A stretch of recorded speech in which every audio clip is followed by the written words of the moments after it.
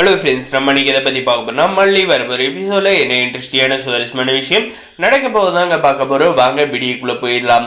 நம்ம விஜய் பார்த்தீங்கன்னா ஓரளவுக்கு மீறி அவங்க அக்கா சொல்கிற பொய்யெல்லாம் ஏற்றுக்க முடியாத பார்த்தீங்கன்னா பயங்கரமாக கோவப்பட்டு இதுக்கு மேலே மல்லியை பற்றி ஒரு வார்த்தை சொன்னீங்களான்னு அவ்வளோதான், நீங்களும் ஒரு பொண்ணு தானே, ஒரு பொண்ணு மேலே எப்படி இப்படி ஒரு அபாண்டமான பழியை தூக்கி போடுறீங்க அப்படின்னு சொல்லிட்டு பயங்கரமாக கோவப்படுறதோடு சரி, இனிமே மல்லிக்கிட்ட இந்த மாதிரி எல்லாம் நடந்துக்காதீங்க, மல்லியை பற்றி எனக்கு தெரியும் அப்படின்ற ஒரு வார்த்தையும் சொல்லிடுறாங்க. இதுக்கப்புறம் இந்த ராஜேஸ்வரியை அவமானப்பட்டு அந்த இடத்துல நின்றுறாங்க. இந்த நம்முடைய அரவிந்தும் பார்த்தீங்கன்னா, அரவிந்த் இன்னைக்கு கொஞ்சம் எங்கள் வீட்டில் கொஞ்சம் பிரச்சனை ஆயிடுச்சு நீங்கள் வந்ததுனால, இது நான் கொஞ்சம் பேசி புரிய வைக்கிறேன், நீங்கள் தயவு செஞ்சு கொஞ்சம் கிளம்புறீங்களா அப்படின்ற மாதிரி நம்ம விஜயை கேட்குறாங்க.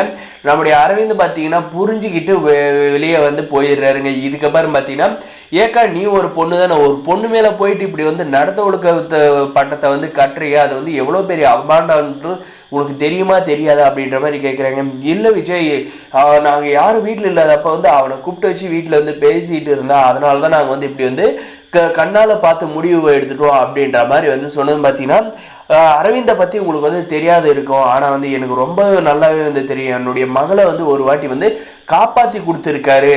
அவர் யாருக்கு எந்த ஒரு துரோகம் நினைக்கிறதுல.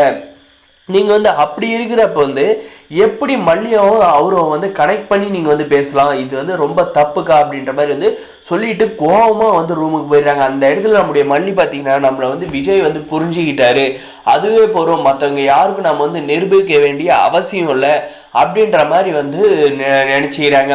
நம்முடைய விஜய் ரூமுக்கு போயிட்ட பாரு பார்த்தீங்கன்னா, இந்த ராஜேஸ்வரி நம்ம ஒன்று நினச்சா அது நடந்தது ஒன்றா இருக்கே, இந்த மல்லியை எப்படியாவது அடித்து வீட்டை விட்டு துரத்தலான்னு பார்த்தா கடைசியில் எல்லாம் அவளுக்கு சாதகமாக இருந்திருக்கே, நம்ம விஜய் தான் அரவிந்தை வர சொன்னான்னு தெரியாத இந்த மாதிரி பேசிட்டோமே அப்படின்ற மாதிரி பார்த்தீங்கன்னா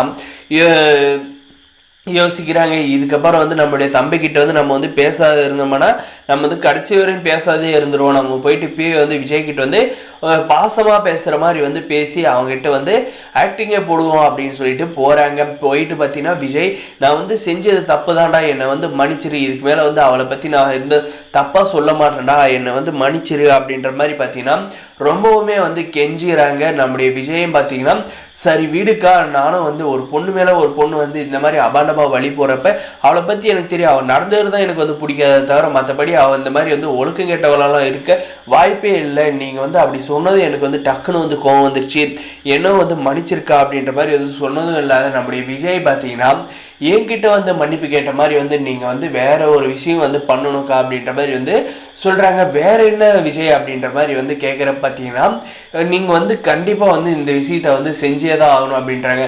நம்முடைய மல்லிக்கு இந்த ராஜேஸ்வரி செஞ்சதுக்கு பார்த்தீங்கன்னா கண்டிப்பா நம்ம மல்லிக்கிட்ட மன்னிப்பு கேட்டே ஆகணும்ட்டு நம்முடைய விஜய் பார்த்தீங்கன்னா, நீங்க மல்லிக்கிட்ட மன்னிப்பு கேட்டே ஆகணுன்றாங்க.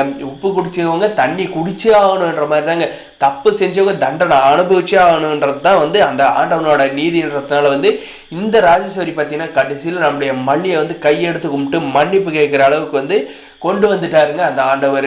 கண்டிப்பாக நம்முடைய மல்லிக்கு இனி எந்த ஒரு பிரச்சனையும் வராதுன்னு நான் நினைக்கிறேன். ஆனால் இதுக்கு மேலே எக்ஸ்ட்ரீம் மேலே போயிட்டு இந்த ராஜேஸ்வரி பிரச்சனை பண்ணுவான்னு நினைக்கிறேன். இந்த வீடியோக்கு லைக் பண்ணி மறக்காம